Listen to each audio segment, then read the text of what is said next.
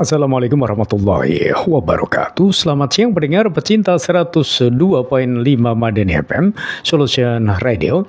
Kembali saya Mas Surya hadir sapa Anda di program siar Bincang-Bincang Sehat bersama dengan Rumah Sakit Aisyah. Edisi siar hari ini Kamis di lembar kalender yang ke-6 Februari 2025.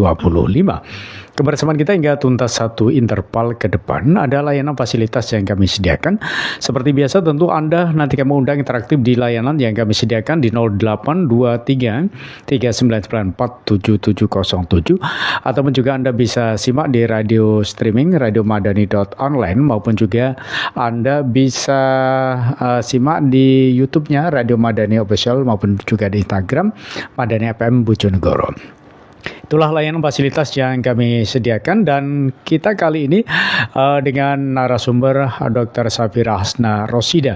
Beliau adalah dokter umum Rumah Sakit Aisyah Bojonegoro yang akan mengambil tema tentang mengenal kanker, gejala, penyebab dan pengobatannya. Nah, sudah hadir, segera saja saya sapa. Assalamualaikum, Dok.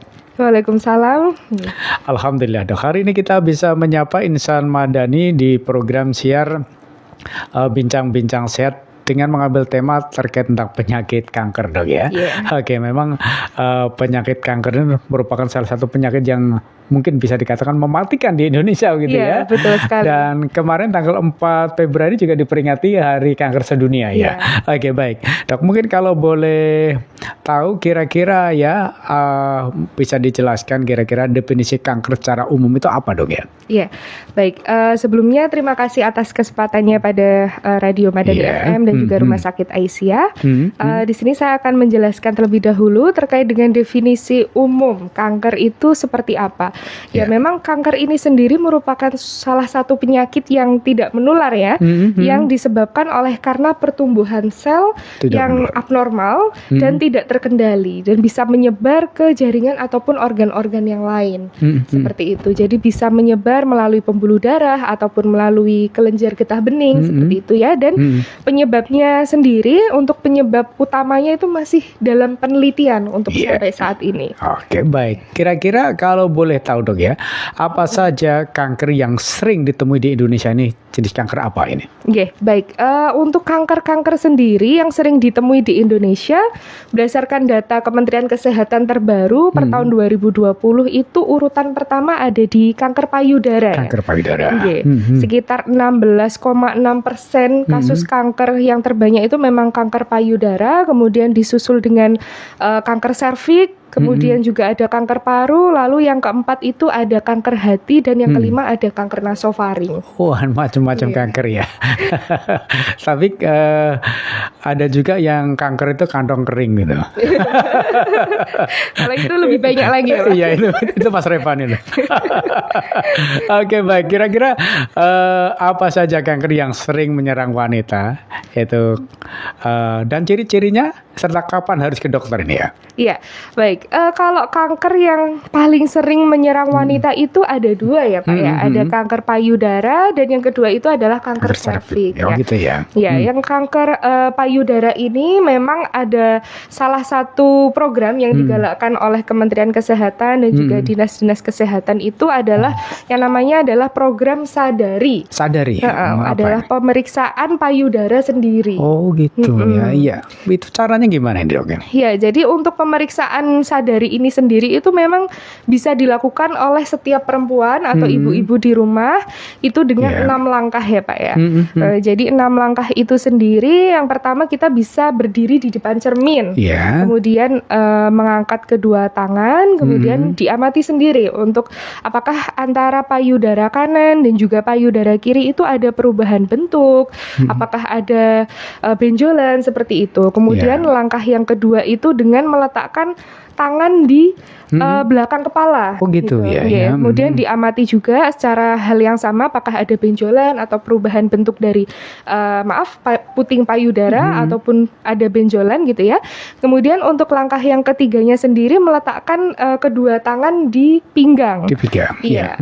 Kemudian untuk langkah yang keempatnya sendiri dengan cara diraba dari atas ke bawah, apakah terdapat benjolan, kemudian apakah terdapat cairan yang keluar dari dari putingnya. Kemudian untuk langkah yang kelima sendiri diraba tapi secara sirkuler atau memutar dari memutar, luar ke dalam, kemudian juga diamati apakah ada perubahan struktur kulit.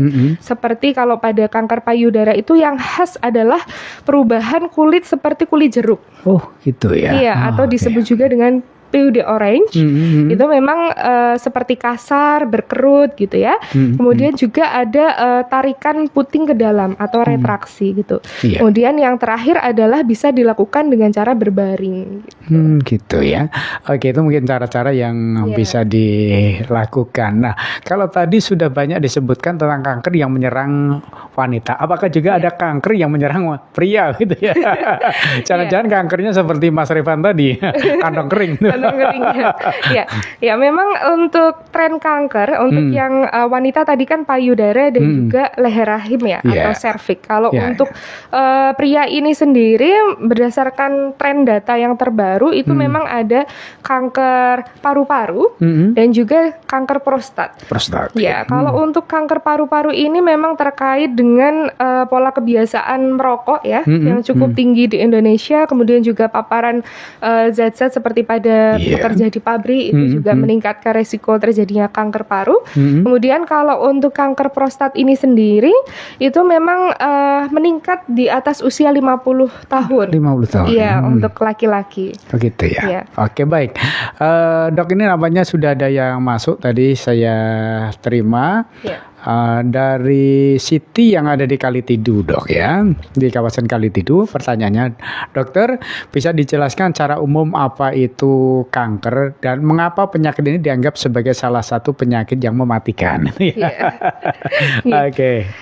Baik ya, atas pertanyaannya terima kasih. Yang pertama, kanker ini memang salah satu momok ya bagi dunia kesehatan kita dan di dunia, karena juga memang penyebab kematian nomor 2 di dunia, dan di Indonesia sendiri diperkirakan akan terus naik hingga 63% sampai 2025 nanti dan 10 tahun yang akan depan, karena memang salah satu penyakit yang paling cepat ya perkembangannya. Memang mutasinya juga cepat, kemudian juga dari faktor resikonya juga sangat-sangat banyak gitu. Jadi memang mematikannya di situ, karena memang belum ada yang benar-benar bisa menyembuhkan secara total gitu. Secara total itu ya.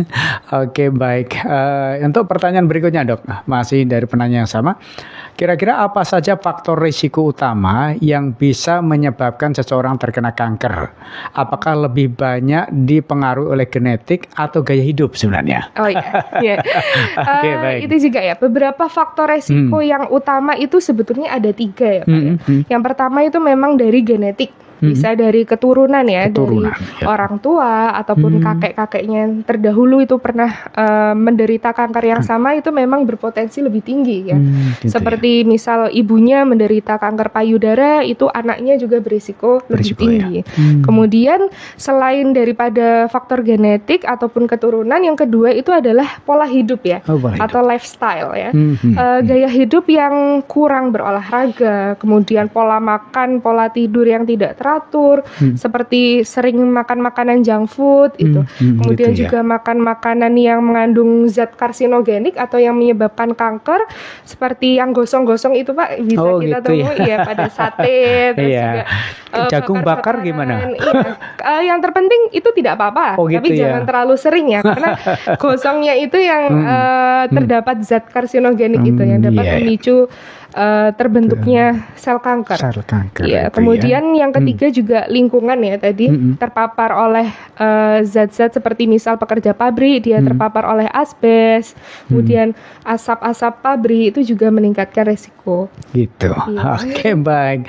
Terima kasih, dan masih di program siar Bincang-Bincang Sehat dengan Rumah Sakit Aisyah. Ini pertanyaan yang ketiga, apa saja gejala awal kanker kanker yang sering tidak disadari oleh masyarakat dan bagaimana cara mengenali tanda-tanda peringatan sejak dini gitu ya. Oke, mungkin bisa langsung dijelaskan dok ini ya. Iya. Gejala awalnya. Untuk gejala awal daripada kanker itu tentu saja tergantung dengan jenis kankernya ya, karena setiap kanker itu mempunyai ciri khas yang berbeda. Tapi pada umumnya untuk mayoritas kanker, gejala yang sering tidak disadari adalah yang pertama penurunan berat badan. Penurunan berat badan. Kadang kan penderitanya itu tidak sadar kalau memang ada penurunan berat badan yang secara drastis, kemudian juga kelelahan.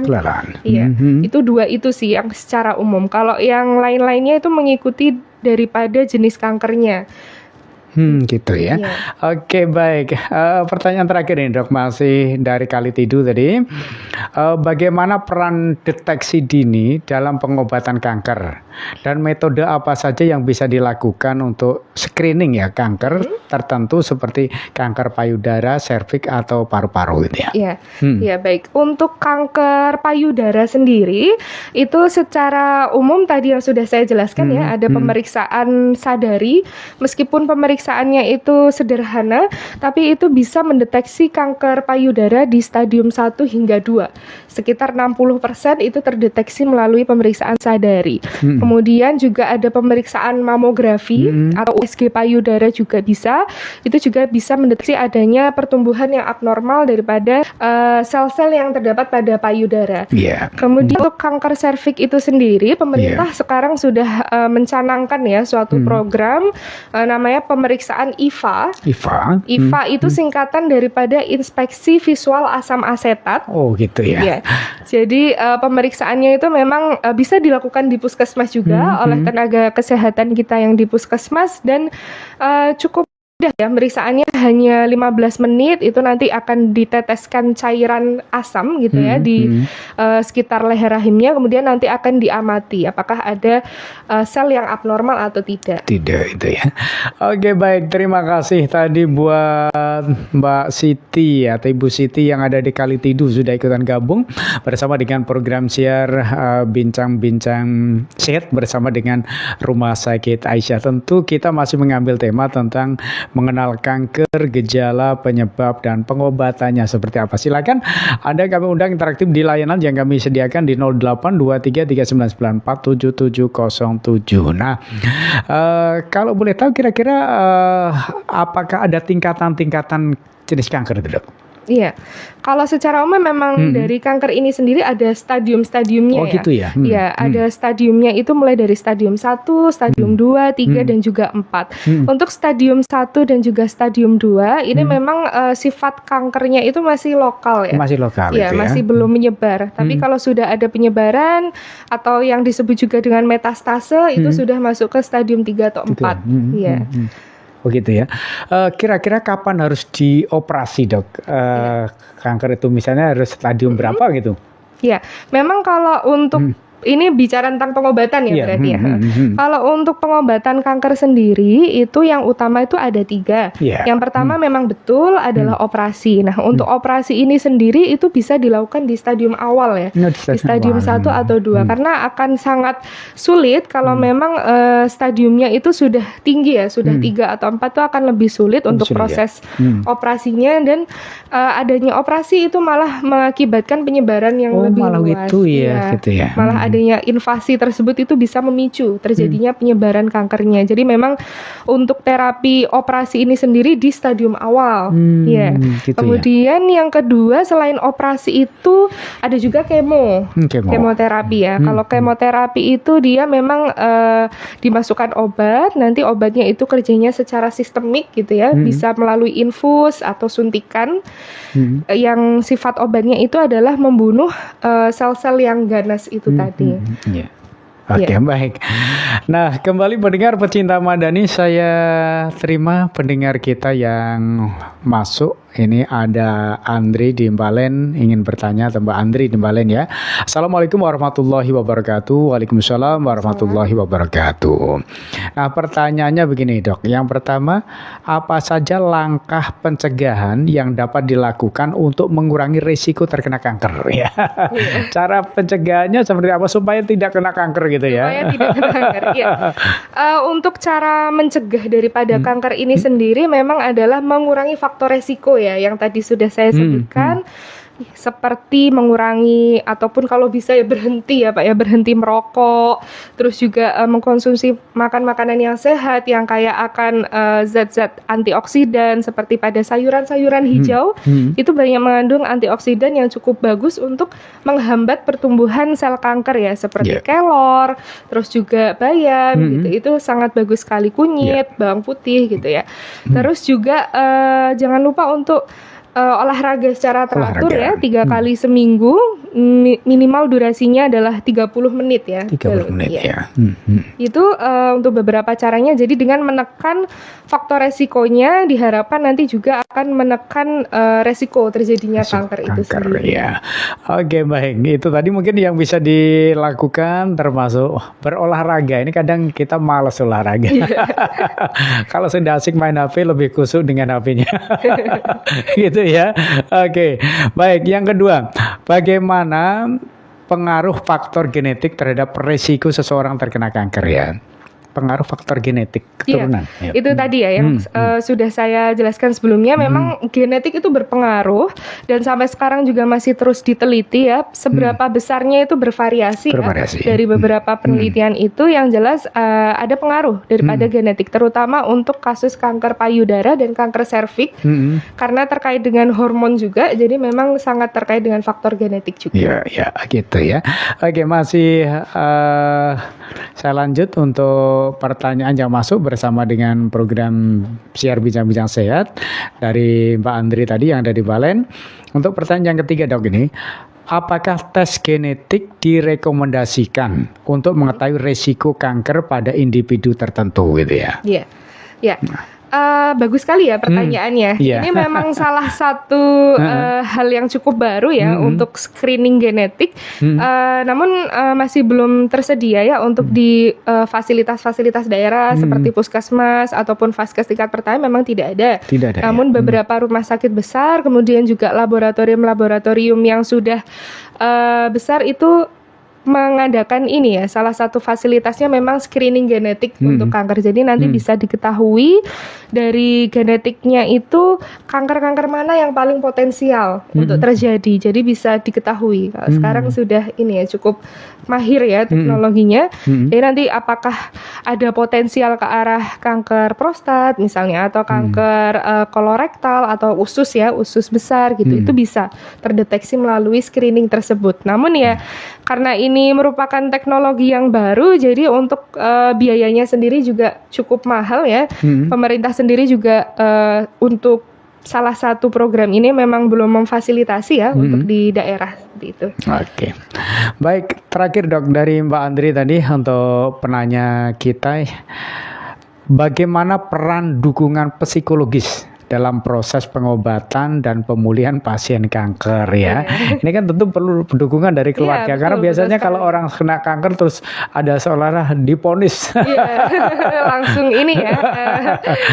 Secara psikologis memang ya memang tidak memungkiri ya bahwa seseorang itu apabila didiagnosa ataupun divonis kanker itu pasti akan merasa sedih sekali. Down gitu ya. Langsung ngedown. Yang pastinya sangat-sangat butuh dukungan ya, support dari pasangan, dari keluarga, karena memang ini adalah salah satu hal yang berat ya yang terjadi di hidupnya gitu ya. Jadi sangat penting ya, apalagi dalam proses pengobatannya ini sendiri kan juga cukup menguras energi, menguras tenaga. Proses kemo itu kan sangat-sangat keras ya obatnya. Efek sampingnya juga luar biasa, bisa muntah, mual, rambutnya juga rontok. Jadi kan banyak penderita kanker di dunia itu kan yang gundul ya, karena rambut yaitu rontok proses Hmm. kemoterapi. Nah, jadi harus supportnya harus kuat ya dari pihak keluarga, dari pasangan pada pasien untuk pasien-pasien ini. Iya, oke, baik. Terima kasih buat Mbak Andri yang dari Balen yang sudah ikutan gabung bersama dengan program Siar Bincang-Bincang Sehat bersama dengan Rumah Sakit Aisyah. Ada Dr. Safira Hasna Rosida. Nah, berikut ini dari penanya kita yang masuk nampaknya banyak ini ibu-ibu yang tanya. Kebanyakan. Oke, baik. Ini saya terima dari siapa ini? Tidak disebutkan namanya ya. Oke. Mengapa deteksi dini kanker penting dalam meningkatkan peluang kesembuhan ya? Ya, untuk pertanyaan tersebut ya, mengapa penting ya untuk deteksi dini? Itu karena seperti ini, pada kanker-kanker stadium awal dan sudah terdeteksi, itu memang peluang kesembuhannya itu lebih tinggi. Apabila dideteksi dari awal, kemudian dilakukan pengobatan di stadiumnya masih stadium awal, itu masih tinggi peluangnya untuk bisa pulih ya, dibandingkan dengan yang ketahuannya itu sudah stadium 3, sudah stadium 4, itu akan sulit bagi tenaga medis kita untuk melakukan terapi ya, karena kan memang kansernya sudah menyebar kemana-mana, sudah metastasis ke banyak organ, itu memang lebih sulit gitu ya. Jadi penting untuk melakukan deteksi dini pada masyarakat ya. Jadi untuk payudara tadi bisa dilakukan sadari, kemudian juga untuk kanker serviks bisa diperiksakan, untuk pap smear atau IVA test itu ketika usianya 21 tahun kemudian sudah rutin berhubungan seksual tuh bisa langsung diperiksakan saja. Gitu ya. Oke, baik. Terima kasih. Dan ini pertanyaan berikutnya. Apa saja tanda dan gejala awal kanker yang perlu diwaspadai? Tanda-tanda awal yang tadi mungkin dikenali tadi. Iya.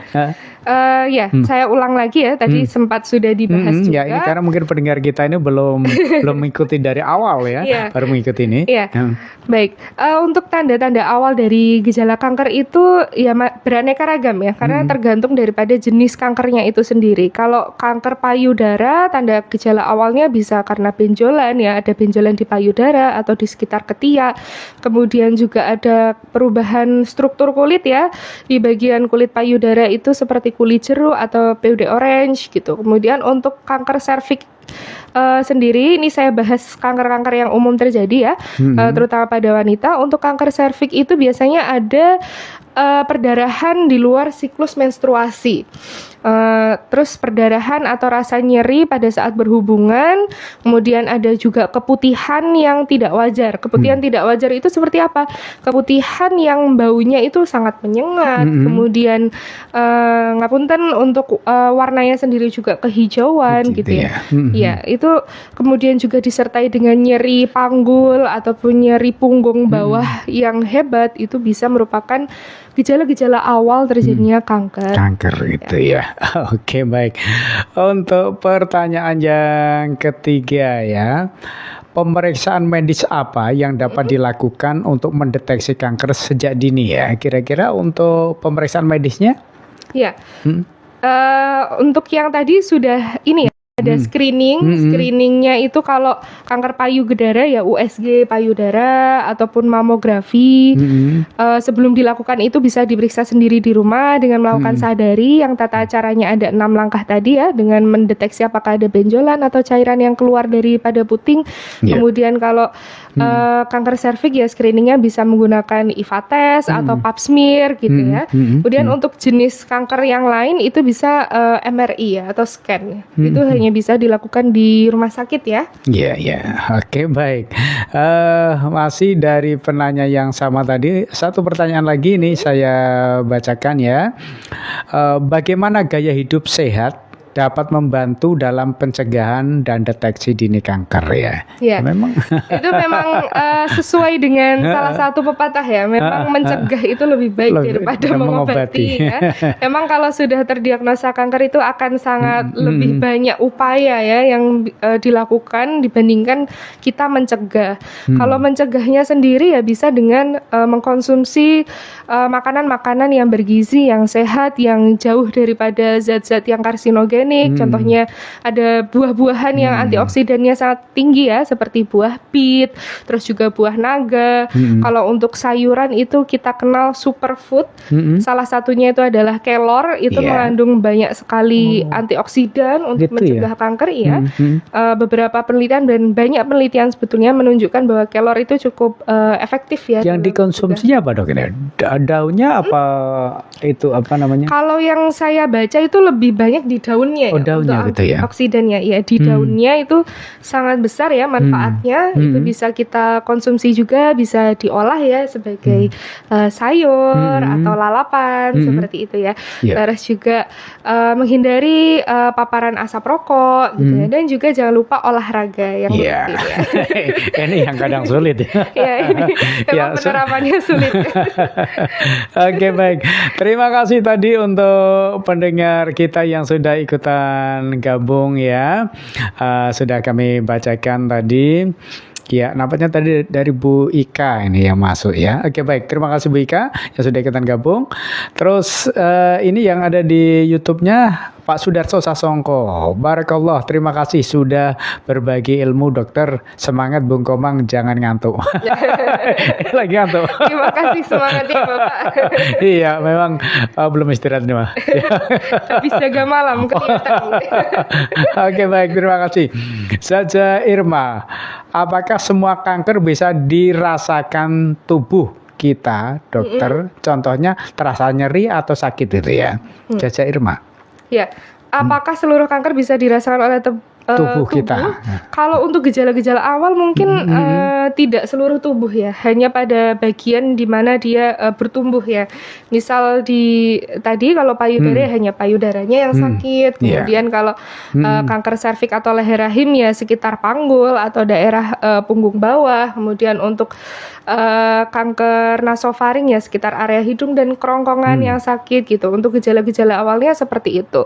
Tapi memang adanya kelelahan yang cukup sangat-sangat signifikan ya, dan juga penurunan berat badan itu salah satu tanda-tanda utama ya awal daripada munculnya kanker itu sendiri. Iya, oke, baik. Dan dari Kak San berikutnya ya setelah Zaza Irma, berapa besar kemungkinan sembuh dari kanker dok? Iya, karena memang sering kalau orang sudah divonis kanker itu seolah-olah sudah tidak ada harapan gitu ya. Kalau berapa besar kemungkinan sembuh, tentu saya sebagai dokter ya tidak bisa memastikan karena memang ini kan penyakit yang membuat juga Tuhan ya. Tapi kita bisa berupaya secara maksimal asal pasiennya itu mau mengikuti pengobatan secara teratur seperti kemoterapi, kemudian radioterapi, terus juga mengkonsumsi makanan yang sehat, tuh insya Allah akan kualitas hidupnya itu akan meningkat gitu.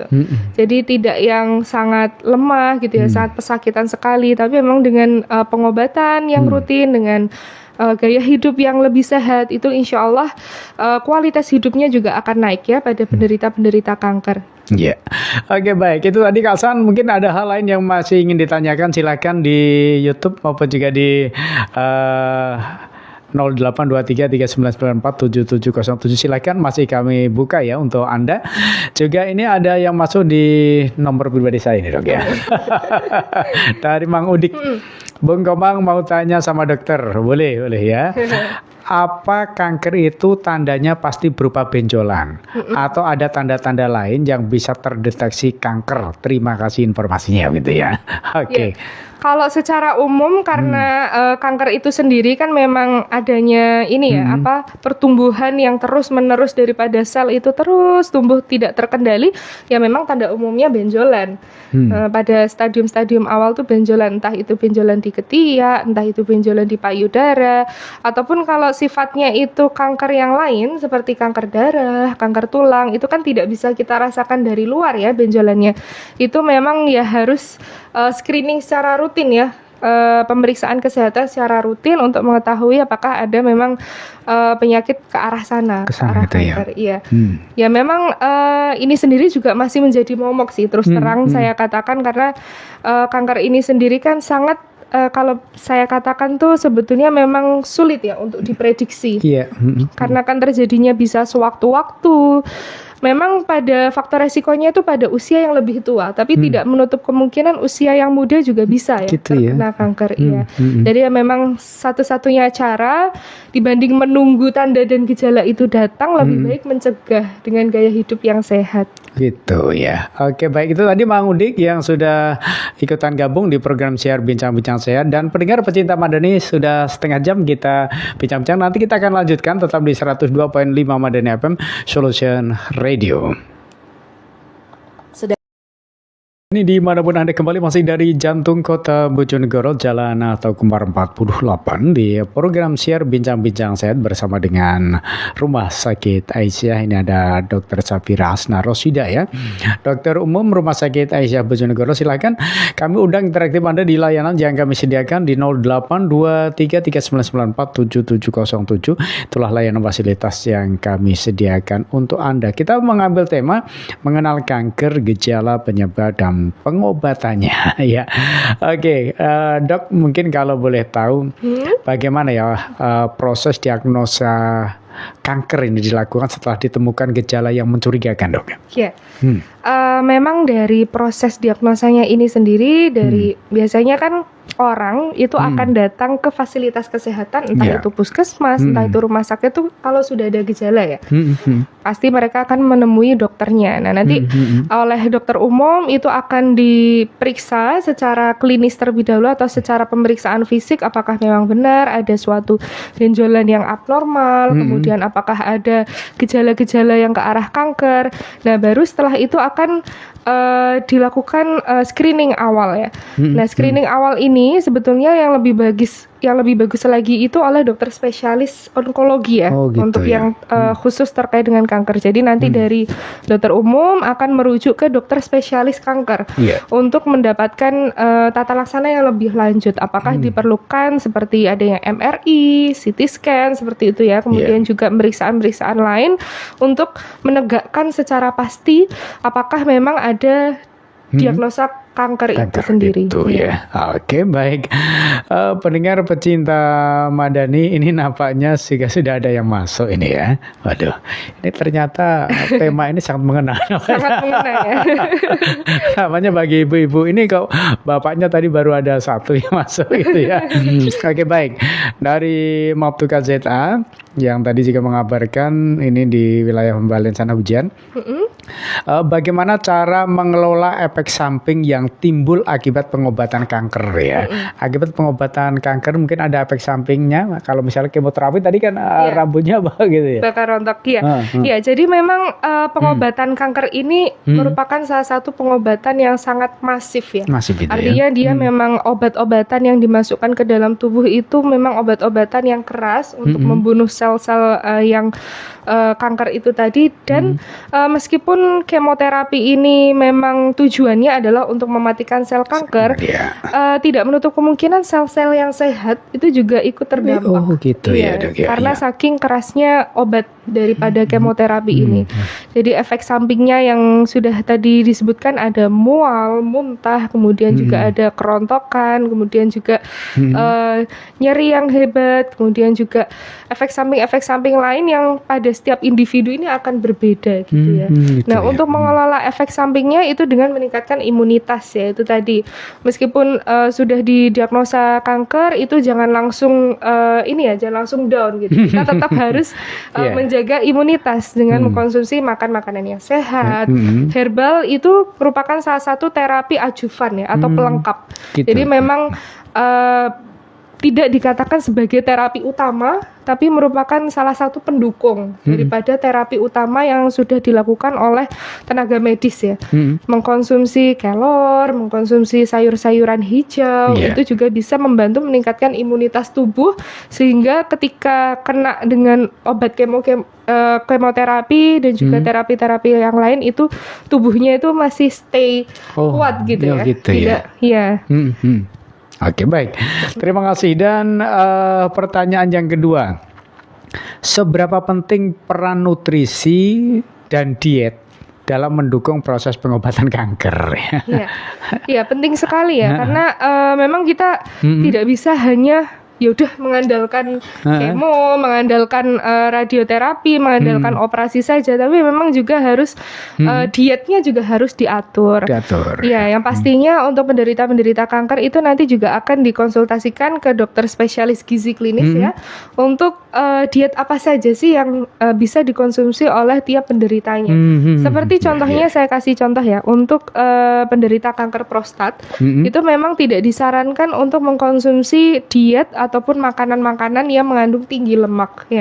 Karena itu juga akan memicu terjadinya sel kanker itu muncul kembali. Karena salah satu faktor risiko kanker prostat itu kan dengan mengkonsumsi makanan-makanan yang tinggi lemak kayak susu, keju, terus juga makanan-makanan yang mengandung ini ya, kolesterol yang tinggi itu juga bisa memicu lemak. Baik. Terima kasih Dok, ini juga masih dari penanya yang sama. Saya lanjutkan untuk pertanyaan yang ketiga namanya. Apakah ada makanan atau suplemen tertentu yang sebaiknya dihindari atau dikonsumsi oleh pasien kanker ya? Apakah ada itu? Kalau makanan tertentu itu tidak ada ya? Tidak ada ya. Cuman memang saya sarankan tidak mengkonsumsi yang bakar-bakaran itu tadi. Seperti sate yang gosong, bagian yang gosongnya itu, kemudian ayam bakar, bebek bakar, jagung bakar, yang bagian gosongnya itu kalau bisa dikurangi ya. Kalau ikan asap? Ikan asap itu juga kalau bisa jangan sering-sering juga. Oh gitu. Iya. Terus juga ikan asin. Nah, ikan asin itu juga kan tinggi sekali dengan pengawetnya ya. Meskipun diawetkannya itu dengan garam ya. Cuman beberapa penelitian itu juga menunjukkan bahwa beberapa kanker seperti kanker usus besar itu juga salah satunya diakibatkan oleh ikan asin, konsumsi ikan asin yang terus-menerus ya. Yang sangat-sangat sering itu juga bisa mengakibatkan itu. Iya, oke, baik. Dan pertanyaan yang terakhir ini dari Ibu Maftuka, bagaimana aktivitas fisik dan olahraga mempengaruhi pemulihan pasien kanker? Tadi sudah banyak disebut sebenarnya. Iya, sebenarnya sudah banyak disebut ya. Ini diulang lagi, tidak apa-apa, biar makin mengena ya Pak. Gitu. Aktivitas fisik itu boleh apa saja ya, selama penderitanya itu masih bisa jalan, masih bisa beraktivitas seperti biasa, itu disarankan memang jalan kaki saja itu sudah cukup efektif ya, jalan kaki 15 menit gitu ya, muter-muter sekitaran rumah ataupun di area rumah itu sudah bagus ya untuk penderita kanker. Memang jangan terlalu menguras fisik juga ya, nggak perlu yang sampai kayak renang, basket gitu, enggak ya, cukup jalan kaki 15 menit itu cukup membantu metabolisme tubuh juga ya. Oh gitu ya, oke. Baik. Terima kasih pendengar pecinta Madani, Ibu Maftuka yang sudah ikutan gabung bersama dengan program siar Bincang-Bincang Sehat di kesempatan hari ini. Yang lain mungkin masih kami nantikan di 082339477707 ya. Oke, nah Dok, kira-kira apa saja ya pilihan pengobatan yang umum ini digunakan untuk mengatasi kanker ini ya Dok? Iya. Tadi yang utama kan ada 3 ya, sudah disebutkan juga ada operasi, kemoterapi, dan radioterapi. Mungkin yang tadi belum saya bahas ini radioterapinya ya. Nah jadi selain operasi dengan mengambil benjolan, kemudian juga kemoterapi dengan memasukkan obat melalui suntikan ataupun infus yang kerjanya itu secara sistemik atau seluruh tubuh, itu juga ada yang disebut dengan radioterapi. Jadi kita memanfaatkan sinar radioterapi untuk mengecilkan ukuran daripada kanker. Nah ini biasanya dilakukan sebelum dilakukan operasi juga ya, dan juga ini cukup efektif. Jadi sebelum dioperasi itu memang dilakukan radioterapi beberapa siklus, kemudian dilakukan operasi. Itu akan lebih memudahkan proses operasi karena tumornya itu akan mengecil. Jadi dia sebelum dioperasi itu akan mengecil, kemudian nanti akan diambil melalui operasi seperti itu. Oke, baik. Terima kasih, dan pendengar pecinta Madani masih kami nantikan di layanan yang kami sediakan. Oh, tadi yang menanyakan terkait tentang mengapa deteksi dini kanker penting tadi ternyata dari Aristi. Ya, Aristi. Terima kasih Aristi yang sudah ikutan gabung. Tadi tadi sudah dijawab ya pertanyaannya, dan tadi tidak disebutkan namanya, dan ini ternyata baru dikirim tadi. iya. Oke, baik. Terima kasih Aristi yang sudah ikutan gabung di program siar Bincang-Bincang Sehat bersama dengan Rumah Sakit Aisyah. Nah, Dok, kalau boleh tahu kira-kira bagaimana cara kerja kemoterapi ya dalam membunuh sel kanker, dan kira-kira apa efek samping yang mungkin sering terjadi dengan kemoterapi ini? Iya, kalau kemoterapi ini cara kerjanya ini memang biasanya dilakukan di rumah sakit ya. Obat-obatannya atau regimennya itu tergantung daripada jenis kankernya. Kalau salah satu contohnya itu ada regimen obat namanya cisplatin. Ya, cisplatin itu nanti dimasukkan melalui infus ya, kemudian akan disebarkan ke seluruh tubuh melalui pembuluh darah. Jadi nanti obatnya akan menyebar ke seluruh tubuh, kemudian dia akan membunuh di mana ada sel-sel kanker itu bertumbuh berkembang biak, itu dia akan dibunuh ya dengan obat-obatan tersebut.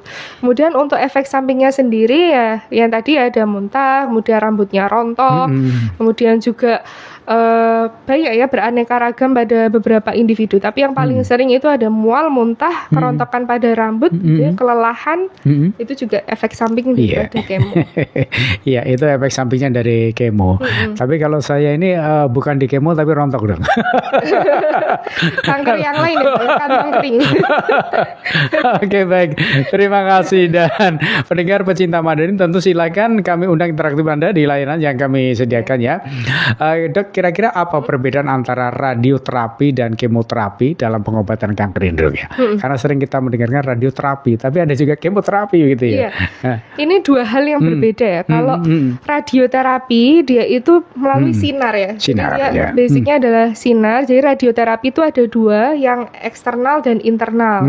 Eksternal itu dipapar sinar dari luar. Kalau yang internal atau brachytherapy itu dari dalam. Jadi nanti akan dipasang suatu alat di dalam yang dekat dengan benjolan atau tumornya. Nah, itu bisa mengecilkan tumornya. Nah, kemudian kalau kemoterapi itu dengan cara memasukkan obat melalui infus atau melalui suntikan. Obat-obatannya itu dimasukkan melalui pembuluh darah seperti itu. Jadi basic perbedaannya di situ ya. Kalau radioterapi itu memanfaatkan sinar radioterapi, kalau kemoterapi itu memasukkan obat secara sistemik melalui infus atau melalui suntikan. Seperti itu. Itu bedanya ya. Oke, baik. Dok, kadang kan orang itu apa ya, ketika mendengar operasi itu kan sudah takut ya. Tapi kadang itu dia menderita kanker dan harus dioperasi begitu. Kira-kira kapan operasi ini menjadi pilihan utama dalam pengobatan kanker, dan kira-kira apa resikonya ya kalau dilakukan operasi gitu ya? Iya, tentu suatu tindakan itu pasti ada kita sebagai tenaga medis itu pasti akan mempertimbangkan ya, apakah suatu tindakan itu lebih besar manfaatnya, apakah lebih besar mudorotnya atau gitu ya. ketidakmanfaatannya. Memang kalau dokter menyarankan operasi ya itu memang sebaiknya dilakukan. Iya, karena dengan metode operasi itu kankernya juga akan lebih cenderung ini ya, penyebarannya tidak meluas, kemudian juga nanti tidak berkembang ke stadium-stadium yang lebih lanjut gitu. Jadi memang dia menekan penyebaran itu sendiri. Jadi sangat bermanfaat ya untuk operasi sendiri. Tapi memang untuk operasi itu kan masing-masing orang juga beda ya, Pak. Ada yang letak tumornya itu tersembunyi, ada yang bisa dijangkau dengan operasi. Nah, itu juga perlu dikonsultasikan lebih lanjut dengan dokter onkologi. Oh ya, satu lagi sama yang tadi belum saya sebutkan, itu pengobatan terbaru ya, ini memang masih dikembangkan untuk saat ini, itu adalah targeted therapy. Ya.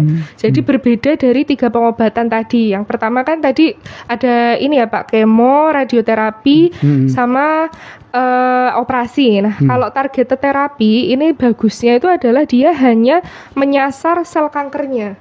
Kalau kemo kan tadi seluruhnya terdampak ya, bukan cuma sel kanker, tapi sel yang sehat kan juga terdampak. Nah, kalau targeted terapi ini tuh hanya menyasar sel yang dia memicu kanker aja. Tapi belum semua kanker ya ada targeted terapinya. Yang baru ditemukan itu sekarang ada kanker payudara. Itu ada obat namanya trastuzumab. Itu salah satu bentuk daripada targeted terapi. Nah, jadi cara kerjanya itu dia menempel di reseptor atau bagian daripada sel kanker yang mengirimkan sinyal pada tubuh untuk ayo berkembang biak, ayo membelah diri secara terus-menerus. Nah, itu dihambat oleh obat yang namanya trastuzumab ini. Sehingga sinyal tadi itu hilang dan pertumbuhannya itu jadi stop gitu. Jadi itu bagusnya targeted terapi. Cuman untuk jenis-jenis kanker yang lain itu sampai saat ini sendiri juga masih dalam penelitian ya. Seperti itu. Oke, baik.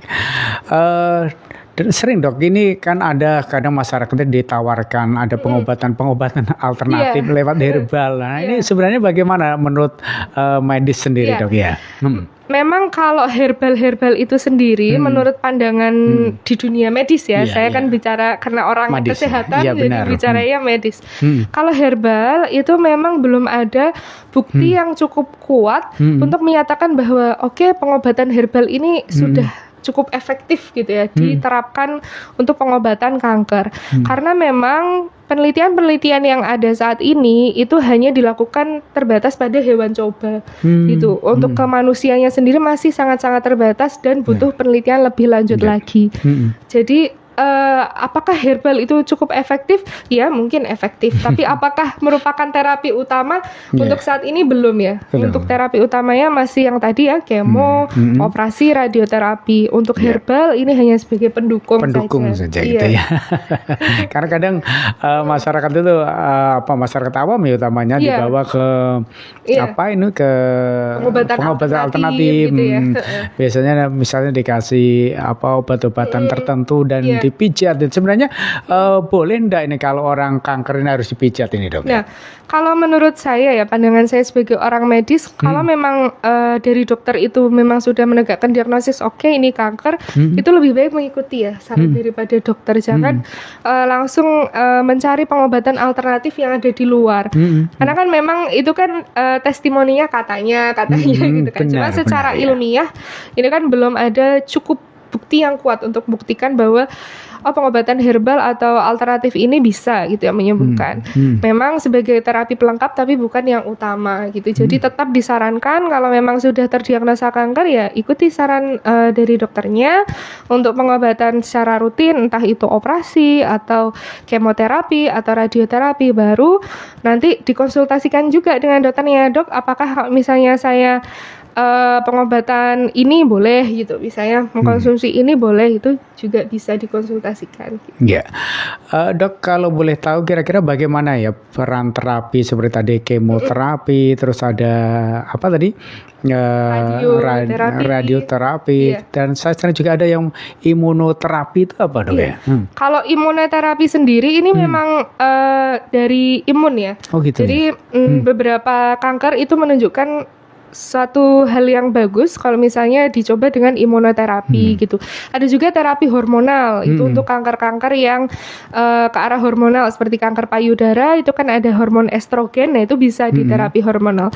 Tapi sekali lagi tidak semua jenis kanker itu bisa diterapi menggunakan terapi dua ini ya, entah itu imun ataupun hormonal, kan menyesuaikan jenis kankernya. Ya kalau memang berkaitan dan terbukti efektif ya bisa dilakukan ya, entah itu imunoterapi atau hormonal. Tapi yang utama sih tetap 3 tadi. Gitu ya. Oke dok, kira-kira apakah ada kebiasaan sehari-hari atau pola hidup yang bisa membantu mencegah risiko kanker? Ya. Untuk pola hidup sehari-hari yang pasti jangan rebahan terus. Gitu. Harus olahraga. Harus. Saya ngomong juga buat diri saya sendiri ya. Memang penerapannya ya dengan aktivitas yang padat ya. Dan tidak semua orang memiliki waktu yang cukup ya. Tapi tetap harus disempatkan untuk olahraga yang teratur. Meskipun itu cuma jalan kaki 15 menit, muter sekitaran kompleks, sekitaran rumah. Gitu ya, pagi-pagi gitu ya, apalagi udaranya masih sejuk, itu kan bisa ya meningkatkan imunitas kita yang tentunya juga akan mencegah terjadinya kanker ini sendiri gitu. Oke, baik. Dok, saat seseorang itu didiagnosis kanker, Dok ya. Kira-kira apa langkah pertama yang harus dilakukan baik dari segi medis maupun mental mereka? Iya. Yang pastinya berat ya ketika seseorang sudah divonis. Tapi jangan berputus asa karena segala sesuatu itu pasti ada obatnya ya. Jadi ketika didiagnosis kanker, ya yang pertama yang bisa dilakukan adalah support dari keluarga ya. Jangan sampai pasien ini merasa down karena sudah divonis kanker terus dia merasa sedih, merasa bahwa putus harapan seperti itu, karena masih banyak kok pasien-pasien kanker yang bisa pulih, bisa melakukan aktivitasnya kembali, terus kualitas hidupnya juga meningkat karena memang mereka dari support keluarganya kuat, support pasangannya juga kuat, sehingga pasien ini juga mau ya melakukan kemo, melakukan radioterapi secara tepat waktu, kemudian juga gaya hidupnya juga lebih sehat gitu. Jadi memang peran support dari keluarga ini sangat-sangat besar ya. Bisa dibilang seperti itu. Iya, oke Dok. Luar biasa. Kira-kira seberapa besar kemungkinan sembuh dari kanker jika terdeteksi dan ditangani lebih awal, Dok? Apakah ada perbedaan harapan hidup berdasarkan jenis kanker tersebut? Ya, tentu ada ya. Berdasarkan jenis kanker itu memang beraneka ragam. Kalau untuk kanker payudara, untuk stadium-stadium awal, terutama stadium 1, stadium 2, itu berdasarkan yang saya baca itu bisa meningkat 60-70% ya apabila dideteksi dari awal. Meningkatkan prognosis atau harapan untuk sembuhnya itu luar biasa lebih tinggi dibandingkan kalau terdeteksinya itu di stadium-stadium akhir seperti stadium 3, stadium 4 seperti itu. Pun juga dengan jenis-jenis kanker yang lainnya itu akan sangat lebih menguntungkan untuk pasien apabila terdeteksinya itu di stadium awal. Gitu ya. Dok, mungkin terakhir ada pesan-pesan yang ingin disampaikan kepada pendengar pecinta Madani terkait tentang kanker ini, utama juga ibu-ibu begitu yang sering mungkin lebih banyak terkena kanker gitu ya. Ya, pesannya untuk semua masyarakat kita ya, terutama masyarakat Bojonegoro. Ini untuk pasien-pasien kanker juga jangan patah semangat apabila sudah divonis kanker, tetap menjalankan kemo, tetap menjalankan pengobatan secara rutin. Kemudian untuk masyarakat-masyarakat yang alhamdulillah masih diberikan kesehatan, juga jangan lupa untuk menjaga kesehatannya, kemudian menjaga pola tidurnya, makan makanan yang teratur, kemudian yang bergizi, hindari paparan ya, paparan asap rokok, paparan makanan dari zat karsinogenik gitu ya. Itu saja pesannya ya. Semoga semuanya sehat, masyarakat Bojonegoro sehat dan Indonesia makin sehat. Oke, baik. Pendengar pecinta Madani dimanapun Anda, juga Anda yang sudah ikutan gabung ya. Itu tadi perbincangan kita di kesempatan hari ini. Mudah-mudahan kita semuanya bisa menerapkan apa yang tadi sudah disampaikan oleh dokter sehingga nanti kita semuanya tidak ada yang terkena kanker gitu ya. Amin. Oke, selamat berpisah. Fastabiqul khairat. Wassalamualaikum warahmatullahi wabarakatuh.